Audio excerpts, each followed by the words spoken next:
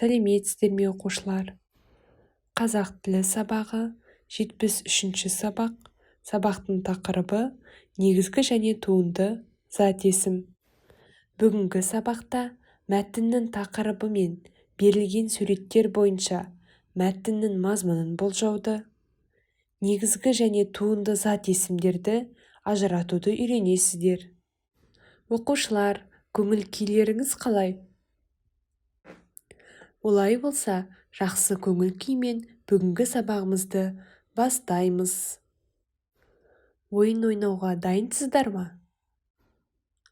Олай болса, барлығымыз бірге тез ойла ойынын ойнаймыз.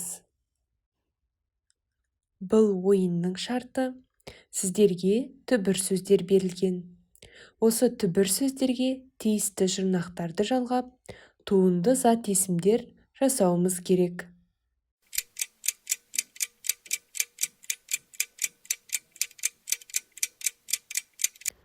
Жарайсыңдар оқушылар.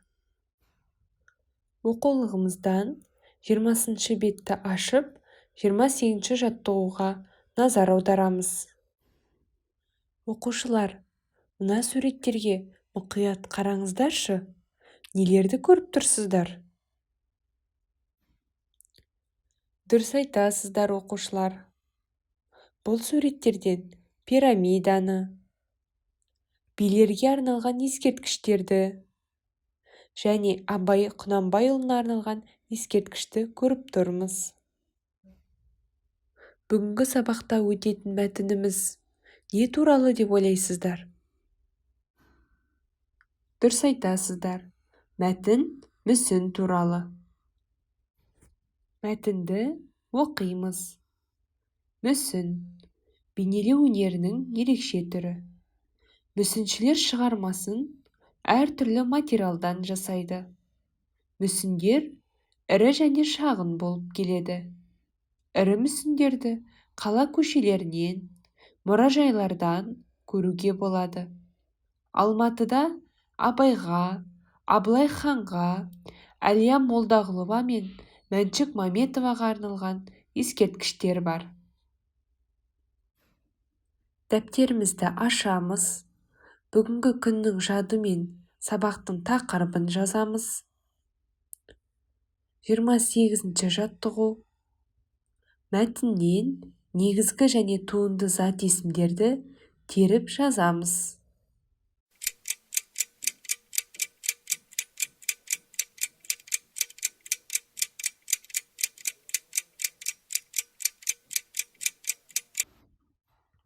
Жарайсыңдар. Тапсырманы дұрыс орындадыңыздар деп ойлаймын.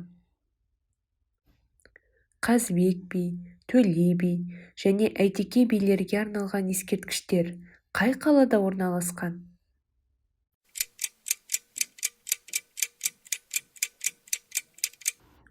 Дұрыс айтасыздар. Бұрынғы Астана қаласы қазіргі Нұр-Сұлтан қаласында орналасқан. Осы Нұр-Сұлтан қаласында тағы қандай ескерткіштер бар?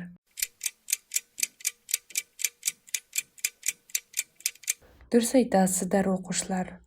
Жамбыл Жабаевқа, Бауыржан Момышұлына арналған ескерткіштер орналасқан. Мерей осы Астана қаласында тұратын Жандос ағасына арнап хат жазған екен. Мерейдің ағасына арнап жазған хатын бірге оқимыз. Құрметті аға, мен жазғы демалысымды қалада өткізгім келеді. Сондықтан Астанаға баруды жоспарлап отырмын. Астанадағы ғимараттарды көрсем деймін. Екеуміз қаланы бірге аралаймыз. Кездескенше сау бол. Қарындасың Мерей. Қалай ойлайсыздар? Хат дұрыс жазылған ба? Нені қосуға болады? Дұрыс айтасыздар. Мерей ағасымен амандасқаннан соң ағасының қал жағдайын сұрау керек еді.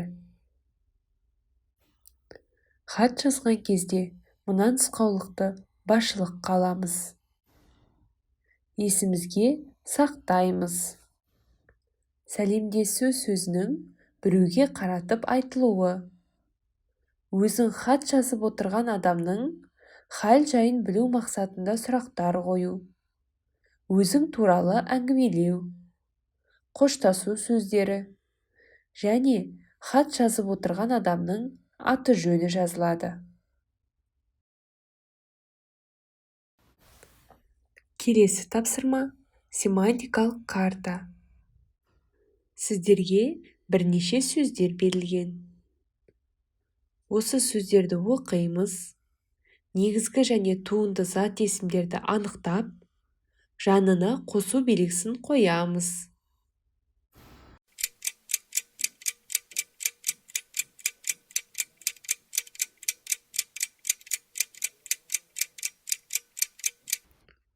Өзімізді тексереміз. Тапсырманы дұрыс орындадыңыздар деп ойлаймын. Жарайсыңдар. Оқу тапсырмасы 30-шы жаттығу 21-ші бет. Бүгінгі тақырып бойынша алған керекті ақпаратты чемоданға салыңыздар. Сабақтағы керек емес болған артық дүниені қоқыс жәшігіне салыңыздар. Бүгінгі ақпараттың ішінде әлі оқуым керек, толықтыруым керек дегендеріңіз болса, ет тартқышқа салыңыздар. Қазақ тілі сабағы аяқталды. Сау болыңыздар.